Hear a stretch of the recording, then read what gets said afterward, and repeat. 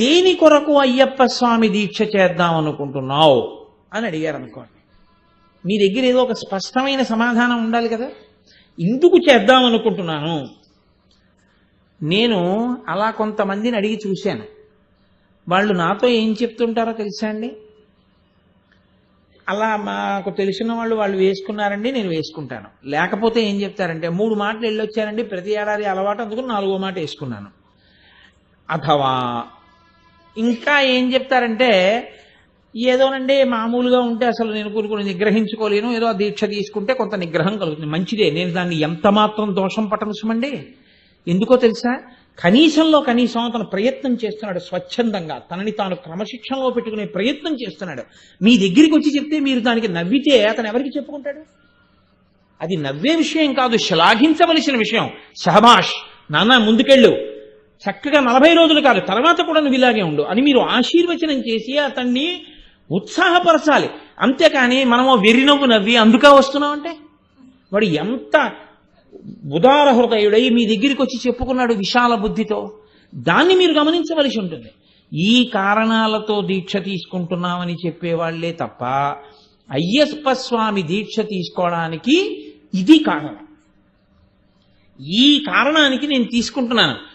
లేకపోతే అనేకమైన దేవతా స్వరూపాలు ఉన్నాయి, అవన్నీ వదిలిపెట్టి అయ్యప్ప స్వామి ఎందుకు నీకు అని నేను అడిగాను అనుకోండి, స్పష్టమైన సమాధానం చెప్పు నాకు. అయ్యప్ప స్వామే కావాలి అని నీ మనసు ఎందుకు అనురక్తిని పొందుతోంది, ఎందుకు దీక్ష చేస్తున్నావు అని నేను అడిగాను అనుకోండి. ఏం ఒకసారి చేస్తే నువ్వు అందుకోలేకపోయావా ప్రయోజనాన్ని? అన్ని మార్లు చేస్తే నీకు కొత్తగా ఏ ప్రయోజనం వస్తోంది? 18 అంక 10 రెట్టాంబడి ఇవన్నీ నాకు చెప్పకండి. ఏదో 18 మెట్లు ఎక్కాలండి, అవన్నీ జాగ్రత్తగా దీక్షలు చేసిన వాళ్ళకి. 10 నెట్టాంబడి లోపల మనసుకి సంస్కారం వచ్చిన తర్వాత చేసే పని అది కాదు. ఒకసారి చేసి తృప్తి పొందక 2వ మాట నువ్వు అందులో ప్రవేశించడానికి స్పష్టమైన కారణమేమి నువ్వు చెప్పగలవా? అది ముందు నీకు లోపల రావలసిన ప్రశ్న. అసలు ఆ ప్రశ్న అంటూ ఒకటి ఏర్పడితే అయ్యప్ప స్వామి దీక్ష తీసుకోవడానికి నీకు పరిపూర్ణంగా లోపల మనసుకి ఆనుకూల్యత ఏర్పడింది అని గుర్తు. అయ్యప్ప స్వామికి శాస్త్రాలలో ఉన్న పేరు ఏమిటో తెలుసా అండి? ఆర్యన్ ఆయన పేరు. ధర్మశాస్త్ర, భూతనాథుడు అయ్యప్ప. అయితే లోకంలో ఉండేటటువంటి విషయం ఏమిటంటే, కొంచెం తేలికగా ఉండేది 10 మంది పలికేది ఏదో అది ప్రచారం అవుతుంది. అసలు యథార్థమునకు మీరు జాగ్రత్తగా పురాణాల లోతులను పరిశీలనం చేస్తే, స్కాందాది పురాణములను, ఆయన పేరు ఆర్యన్. ఆ పేరున్నవాడు ఇంకొకడు లేడు. ఆర్యన్ అన్న పేరు ఎవరిదో తెలుసా అండి? కేవలము ఒక్క అయ్యప్ప స్వామిదే. ఆర్య అంటే పూజింపదగినది, పూజింపదగినవాడు, పెద్దవాడు, గౌరవనీయుడు. ఆర్య అన్న పేరుతో సంబోధింపబడేది ఒక్క పరాశక్తి. అందుకే ఆర్యాశతకము. ఆర్యా మహాదేవియున్నను రక్షింప నిరుంగునో ఎరగదో నా భాగ్యం ఎట్లున్నదో అంటారు పోతన గారు భాగవతంలో. ఆర్యా మహాదేవి అన్న పేరు కేవలం అమ్మవారికి చెందినది. అందుకే మూకశంకరులు ఆర్యాశతకము అని చేశారు. ఎవరైనా పెద్దవారిని ఉద్దేశించి మనం ఏమైనా ఉత్తరం రాస్తే ఆర్యా అని సంబోధించి వ్రాస్తాం. కాబట్టి ఈ ఆర్య అనబడేటటువంటి సంబోధన ఏది ఉందో అది పెద్దరికాన్ని సూచిస్తుంది, పూజనీయతని సూచిస్తుంది. కాబట్టి ఈ పూజనీయతను పెద్దరికాన్ని సూచించేటటువంటి ఆర్య శబ్దం అయ్యప్ప స్వామి యందు ప్రయోగించారు.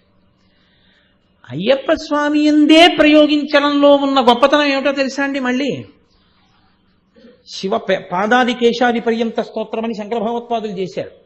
శివుడికి 3 కుమారులు అని చెప్తాయి పురాణాలు. పెద్దవాడు గజాననుడు వినాయకుడు, కట్టకడపటివాడు సుబ్రహ్మణ్యుడు, మధ్యలో వాడు అయ్యప్ప.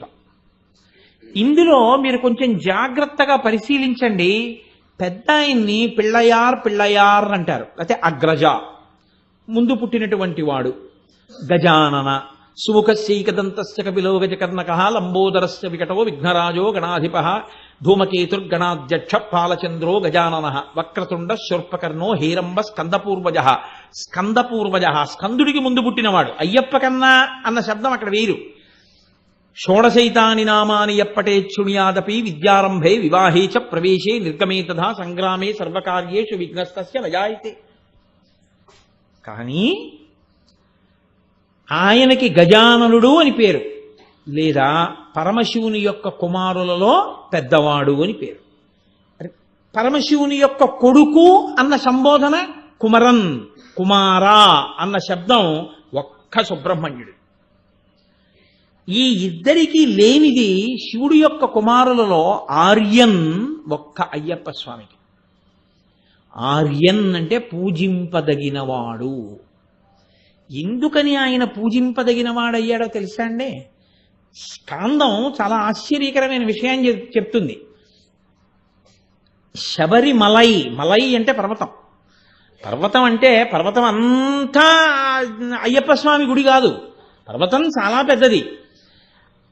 శబరిమలై, శబరిగిరి మీద అయ్యప్ప స్వామి వారి యొక్క గుడి ఉండేటటువంటి ప్రత్యేకమైన ఆ ప్రదేశాన్ని ఆర్యకావు అని పిలుస్తారు. ఆర్యకావు పురాణాంతర్గతంగా ఆర్యకావు అంటే పెద్దలున్న స్థలము, పూజనీయమైన స్థలము.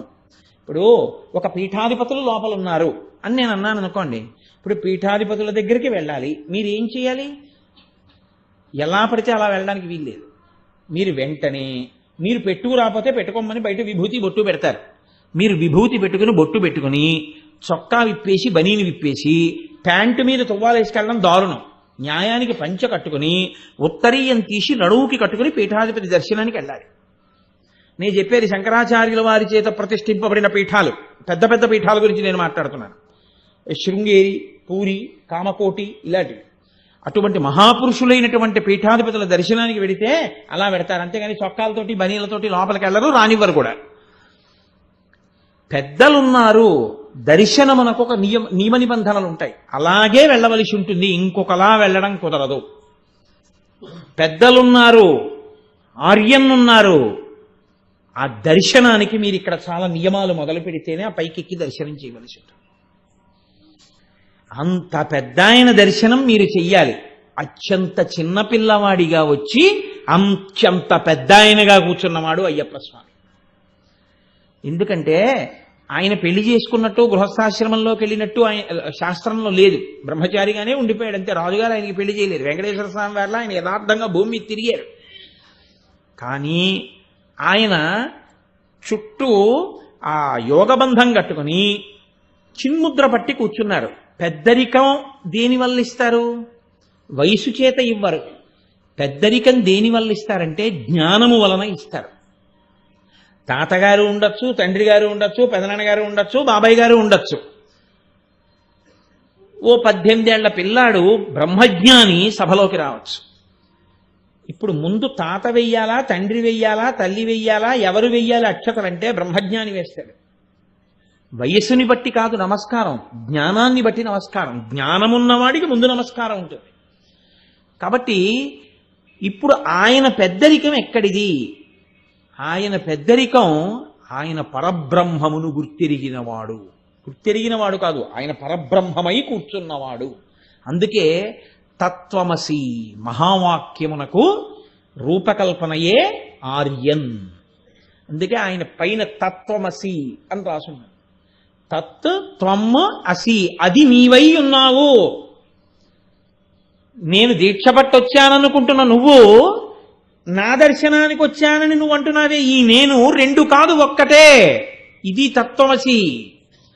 ఈ స్థాయికి నువ్వు ఎదిగి వచ్చేస్తే, ఆ స్థితికి వెళ్ళిపోతే పూర్ణాహుతి తీసుకెళ్లి కొబ్బరికాయ అగ్నిహోత్రంలో పారేస్తున్నావు. కాబట్టి నువ్వే అయ్యప్పవయ్యావు, నువ్వే పరబ్రహ్మమయ్యావు. ఈ స్థాయి వరకు తీసుకెళ్లగలరు ఆయన. కాబట్టి ఆయన ఆర్యన్. పెద్ద ఆయన కూర్చున్నటువంటి స్థానం అది వయస్సు చేత కాదు, ఆయన యొక్క పరబ్రహ్మశక్తి చేత. అటువంటి మహానుభావుడు